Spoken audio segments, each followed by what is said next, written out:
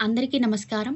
ఈరోజు మన వీడియోలో degree first year first semester మొదటి యూనిట్లోని 3వ పాఠ్యాంశమైన సంవరణుడి తపస్సు గురించి తెలుసుకుందాము. ఈ పాఠ్యాంశం యొక్క రచయిత గారు అద్దంకి గంగాధరుడు. ఇక పాఠ్యభాగ నేపథ్యం సందర్భం గురించి తెలుసుకుందాము. తపతి సూర్యుని యొక్క కుమార్తె. సంవరణుడు హస్తినాపుర పాలకుడు. చిలుక రాయబారం తరువాత వీరిద్దరూ ప్రేమించుకొని వివాహం చేసుకునేటట్లు చేయటం ఈ కావ్యంలో గల కథ. తపతిని భార్యగా పొందడానికై సూర్యుడి అనుగ్రహం కోసం సంవరణుడు ఏ విధంగా తపస్సు చేశాడో, ఎలాంటి ప్రయత్నం చేశాడో వర్ణించే సందర్భంలో ఈ పాఠ్యభాగం కథ ప్రారంభమవుతుంది. అంటే చిలుక రాయబారం తర్వాత సంవరణుడు తపతి వీరిద్దరూ ప్రేమించుకుంటారు. తపతిని భార్యగా పొందడానికి సూర్యుడి అనుగ్రహం కోసం సంవరణుడు తపస్సు చేస్తాడు.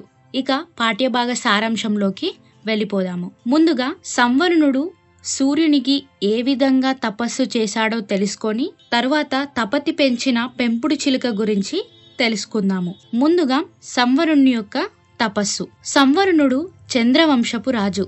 ఇతడు సూర్యుడి కుమార్తె అయిన తపతిని ప్రేమించాడు. తపతిని భార్యగా పొందాలని సూర్యుడి అనుగ్రహం కోసం ఇతడు తపస్సు చేశాడు. ఇక ఆ తపస్సు ఏ విధంగా చేశాడో ఇప్పుడు చూద్దాం. సంవరణుడి నిత్య కృత్యములు ఏ విధంగా ఉన్నాయో చూడండి. సంవరణుడు సూర్యోదయానికి ముందే నిద్ర లేచేవాడు. వికసించిన పద్మములతో మంగళప్రదమైన అందమైన సరస్సులో స్నానం చేసేవాడు. తన కాషాయ వస్త్రాలను ఉతికి ఆరేసుకునేవాడు. నుదిటిపైన అలాగే ఇతర శరీర అవయవాలపైన చక్కగా విభూదిని రాసుకునేవాడు, ధరించేవాడు. అలాగే అతడు సూర్యాస్తమం సూర్యోదయం సమయంలో ప్రార్థనలు చేసేవాడు. అంటే ఉదయం సాయంత్రం ప్రార్థన చేసేవాడు. రుద్రాక్షలు ధరించేవాడు. శరీరంపై ముద్రలు ధరించి భద్రాసనం వేసుకొని తపస్సు చేసేవాడు. పైన చిత్రంలో కనిపిస్తుంది భద్రాసనం. అలాగే దిగుడు బావికి దగ్గరలోను దేవదారు వృక్షాల కింద తీగల పూల పొదరింట్లలో సంవరణుడు సమాధిలో నిమగ్నమై ఉండేవాడు. అంతటి ఘోర తపస్సుని చేసేవాడు. ఇక అలా ఉండి సంవరణుడు తన నిత్య కృత్యములను పూర్తి చేసుకొని తపస్సులో నిమగ్నమై శ్రీమన్నారాయణ్ణి ఏ విధంగా ధ్యానించాడో ఇప్పుడు చూద్దాము. సంవరణుడు శ్రీమన్నారాయణ్ణి తన నిశ్చలమైన మనస్సులో ధ్యానించేవాడు. సూర్య మండలాల మధ్యమున ఉండే ఆ నారాయణమూర్తి 16 వన్నెల బంగారు కాంతి గల శరీరంతో ఉన్నాడు. అంటే బంగారు రంగుతో గల శరీరంతో ఉన్నాడు. మనోహరమైన నెమలి రంగు వంటి కాంతితో మెరుస్తున్నాడు. ఆయన మకర కుండలాలు అనే కర్ణ ఆభరణములు ధరించాడు. అంటే మొసలి వంటి చెవుల అలంకారముతోనూ ఎంతగానో అందంగా ఉన్నాడు. నవరత్నములు పొదిగిన కిరీటాన్ని ధరించాడు. 9 రత్నములు గల కిరీటాన్ని ధరించాడు. ముత్యాల హారాలు ధరించాడు. శంఖ చక్రములను ధరించాడు. అందమైన పద్మసింహాసనంపై కూర్చున్నాడు. ఆయన నేత్రములు, ఆయన కళ్ళు దయతో వర్షిస్తున్నాయి, కరుణను చూపిస్తున్నాయి. ఆయన సూర్యమండలాల మధ్యలో ఉన్నాడు.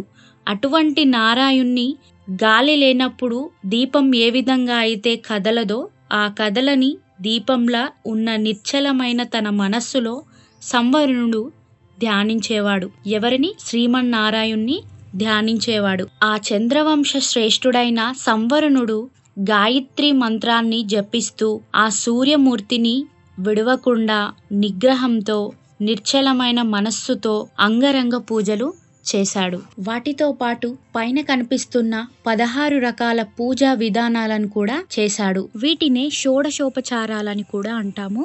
అంటే 16 రకాలుగా దేవుణ్ణి పూజించటం, సేవించటం అని అర్థం. ఆ 16 రకాల పూజా విధానాలు ఇప్పుడేంటో చూద్దాము.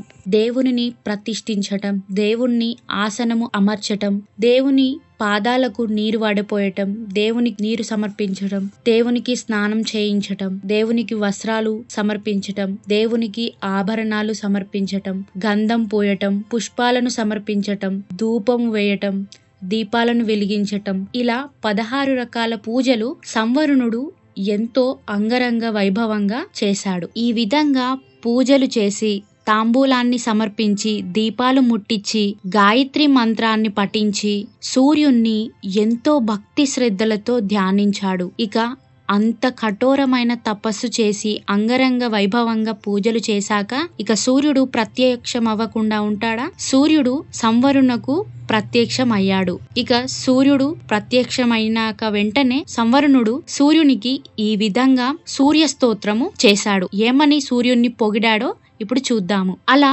సూర్యుడు ప్రత్యక్షమవ్వగానే సంవరుణుడికి ఎంతగానో సంతోషం కలిగింది. ఆ ఆనందము వల్ల కలిగిన సంతోషంలో సూర్యుణ్ణి ఈ విధంగా పొగుడుతున్నాడు. ఓ మార్తాండ, నీకు జయము గలుగుగాక. ఓ పద్మప్రియ, నీకు జయము గలుగుగాక. ఓ హంసుడా, నీకు జయముగాక. లోకములను నేత్రములైనవాడా, నీకు జయము గలుగుగాక. భక్తులను కాపాడేవాడా, దివ్య కాంతులకు నిలయమైనవాడా, నీకు జయము గలుగుగాక. ఓ సూర్యదేవ, పద్మాలకు స్నేహితుడవు నీవు. మేరు పర్వతానికి రక్షణ కలిగించేవాడవు. అందమైన రూపం గలవాడవు. 7 నదులను ప్రవహింపజేసేవాడవు. పద్మములకు సంతోషాన్ని కలిగించేవాడవు. 12 ఆత్మలు కలిగిన ఓ మహాదేవ, నీకు జయముగాక అని ఈ విధంగా సంవరణుడు సూర్యుడిని ఎంతో గంభీరంగా ధ్వనితో స్తోత్రం చేసి నిత్యము ఆరాధించేవాడు. హావిష్యాన్ని భుజించేవాడు. అంటే పండ్లని, కొబ్బరి కాని అరటి పండ్లని మాత్రమే తినేవాడు. చాపపైనే పడుకుండేవాడు.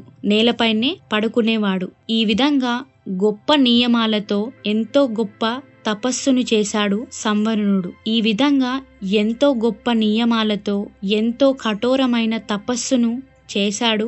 సూర్యుడి యొక్క భక్తిని ఆరాధించాడు సంవరణుడు. ఇప్పుడిక తపతి పెంచిన పెంపుడు చిలుక గురించి తెలుసుకుందాము. సూర్యుని కుమార్తె తపతి భూలోకంలో చంద్రవంశపు మహారాజైన సంవరుణుణ్ణి ప్రేమించింది. సంవరుడు కూడా సూర్యుడి కుమార్తె తపతిని ప్రేమించాడు.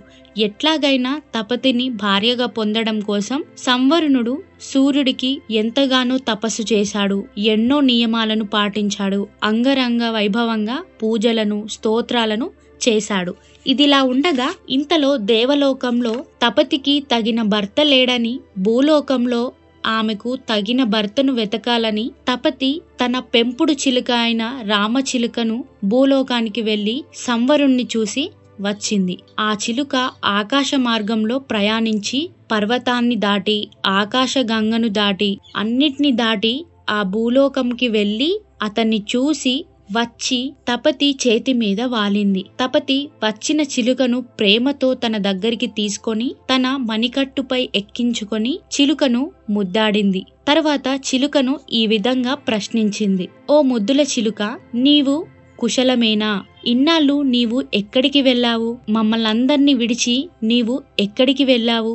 దేశం కాని దేశంలో తిరగటం నీకు మంచిదేనా? అదిగో చూడు, నీ చుట్టాలైన చిలుకలు నీకు ప్రేమతో ఎదురు చూస్తున్నాయి. గోరువంకలు సంతోష దుఃఖాలతో కన్నీటిని ప్రవాహంలా వదులుతున్నాయి. నీ యందు గల స్నేహాన్ని తెలుపుతున్నాయి. మమ్మల్ని అందరినీ విడిచి వెళ్ళటానికి నీకు మనసు ఎలా అంగీకరించింది అని తపతి చిలుకను ప్రశ్నించింది. తపతి తనపై చూపించిన ప్రేమ బంధాన్ని ఆ పెంపుడు చిలుకకు సంతోషాన్ని కలిగించాయి. ఆ చిలుక తన వారిలో కొందరికి నమస్కరించింది, కొందరిని ప్రేమతో కౌగిలించుకుంది. ఆ ఆనంద సాగరంలో ఉప్పొంగుతూ ఉండగా వారందరితో చిలుక ఈ విధంగా చెప్పింది. మిత్రులారా, సూర్యుడికి అమరావతిలో తగిన అల్లుడు లేకపోవటంతో భూలోకంలో వెతికితే దొరుకుతాడని నేను భూలోకానికి వెళ్లి వచ్చాను. అక్కడ చంద్రవంశపు రాజైన సంవరుణుణ్ణి చూశాను. వారే మన తపతికి తగిన వరుడని నేను అనుకుంటున్నాను అని ఆ చిలుక తన వృత్తాంతాన్ని తపతికి మరియు ఇతర వారందరికీ వివరించి చెప్పింది. ఇంతటితో మన పాఠ్యభాగం అయిపోయింది.